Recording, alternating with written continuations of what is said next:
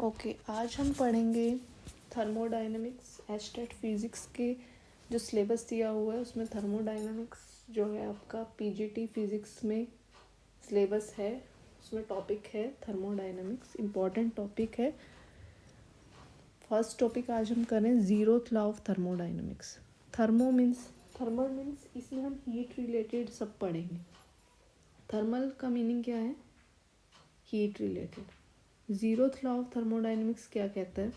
मान लो हमारे पास पहले दो बॉडी हैं, ए और बी है, ए और बी हैं, इस तरीके से कांटेक्ट में है, ये आपस में क्या है? कांटेक्ट में है और सेम टेम्परेचर पर हैं।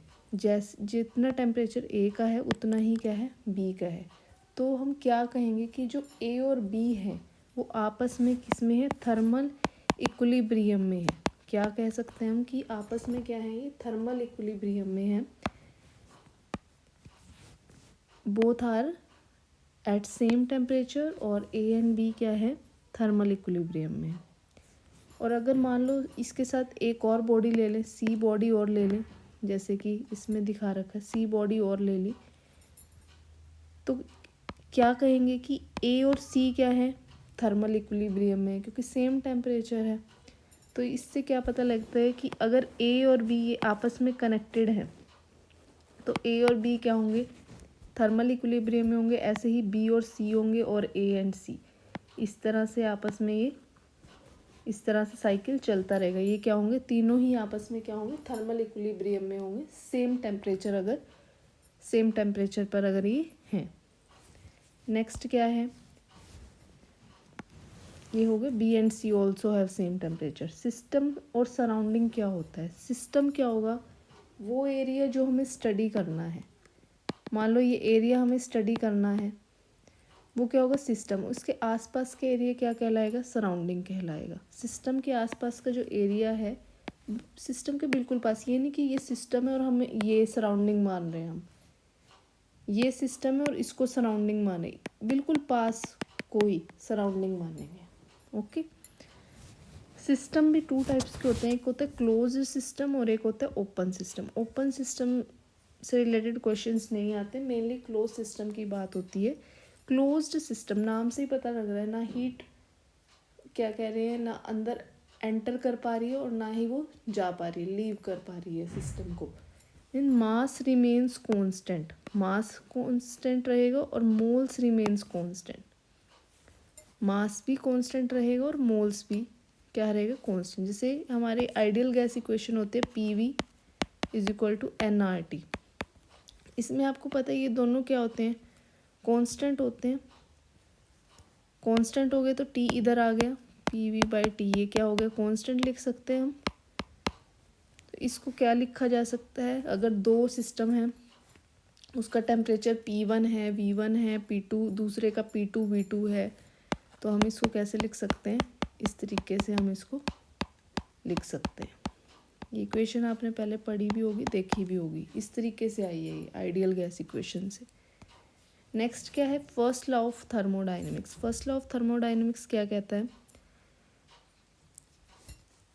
मान लो अब हमारे पास ये है, सिलेंडर है, ये हमने ले लिया सिलेंडर, इसमें गैस फिल है, ये गैस फिल है और हमने हीट सप्लाई की है यहाँ से। हम हीट अगर सब, और ये क्या है? पिस्टन, जो इसको दबाने के लिए, कंप्रेस करने के लिए क्या काम आ रहा है? पिस्टन। जैसे इंजेक्शन में पीछे की तरफ होता है, उसको पिस्टन की तरह ये एज अ वर्क कर रहा है। उसी तरह से जैसे इंजेक्शन में होता है पीछे जहाँ से कंप्रेस करते हैं, डैट इज़ कॉल, ये इसको भी इस तरीके से हम दिखा रहे हैं, ये पिस्टन होता है वो। ओके। गैस, अब हमने हीट सप्लाई की है। हीट सप्लाई से क्या होगा?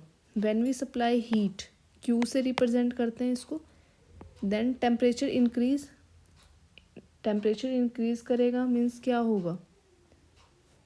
टेम्परेचर इंक्रीज करने से क्या होगा? काइनेटिक एनर्जी बढ़ेगी वहाँ पे। दस internal energy of gas also increases, क्योंकि हमने हीट सप्लाई की है तो काइनेटिक एनर्जी बढ़ गई, इंटरनल एनर्जी बढ़ गई, क्योंकि गैस का क्या हो गया? एक्सपेंशन हो गया, क्योंकि वॉल्यूम इंक्रीज हो गया।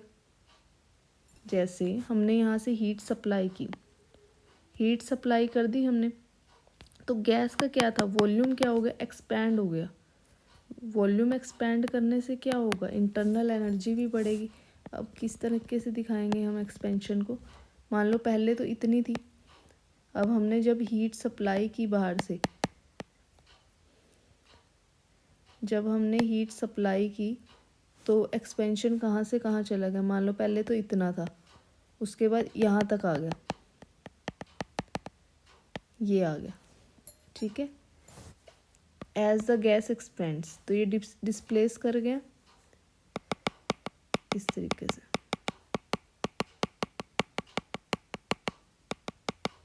इस तरीके से। एक्सपेंशन से क्या हो गया, ये जो पिस्टन था वो ऊपर डिस्प्लेस हो गया, इंटरनल एनर्जी भी बढ़ गई। और कैसे लिखते हैं हम, कैसे रिप्रेजेंट करते हैं, delta Q delta U plus delta W, internal energy को यू से करते हैं रिप्रेजेंट, हीट सप्लाइड, और ये है वर्क डन। डेल्टा यू, अब ये क्या है, डी क्यू क्या होता है, पाथ फंक्शन। पाथ फंक्शन में जो डिपेंड करता है पाथ पर, किस पर, पाथ पे, इनिशियल और फाइनल पॉइंट पे ना कर के पाथ पे डिपेंड करता हूँ, पाथ पर, ना कि ये इनिशियल और फाइनल पॉइंट। ये मान लो इनिशियल पॉइंट है, ये फाइनल पॉइंट है, उस पर डिपेंड ना करके पाथ पे डिपेंड करता है ये। तो क्यू जो है हीट है, और डब्ल्यू है जो वर्क डन, वो पाथ फंक्शन है आपके। और पॉइंट फंक्शन को हम डेल्टा से रिप्रेजेंट करते हैं, इसलिए यहाँ डेल्टा लिखे, ये पॉइंट फंक्शन है क्योंकि इनिशियल और फाइनल पॉइंट पे डिपेंड करता है। डी जो है, जहाँ पे डी आ गया डैट मीन्स इट, वो पाथ फंक्शन है, पाथ पे डिपेंड कर रहा है, पॉइंट्स पे डिपेंड नहीं कर रहा, फाइनल और इनिशियल स्टेट पे जो है उन पे डिपेंड नहीं कर रहा। डेल्टा क्यू क्या है, heat supply to the system, supply की है ना हमने, हम दे रहे हैं। Delta U change in internal energy of the system. Delta W क्या है, work done by the system on the surrounding, ठीक है। इस तरह से ग्राफ बनता है एफ, और फोर्स और डिस्प्लेसमेंट का जो ग्राफ बनता है, क्योंकि हमें वर्क का पता है, हमने वर्क का फोर्स इंटू डिस्प्लेसमेंट भी पढ़ा है, एक फॉर्मूला, फोर्स इंटू डिस्प्लेसमेंट मतलब F into x, F into x. इसको इस तरह से रिप्रेजेंट कर लिया हमने। तो फिर ये वर्क को रिप्रेजेंट क्या कर रहा है, ये एरिया, और डब्ल्यू वर्क क्या होता है, P D V, P D V क्या होता है, ये पी डी वी, इस तरीके से।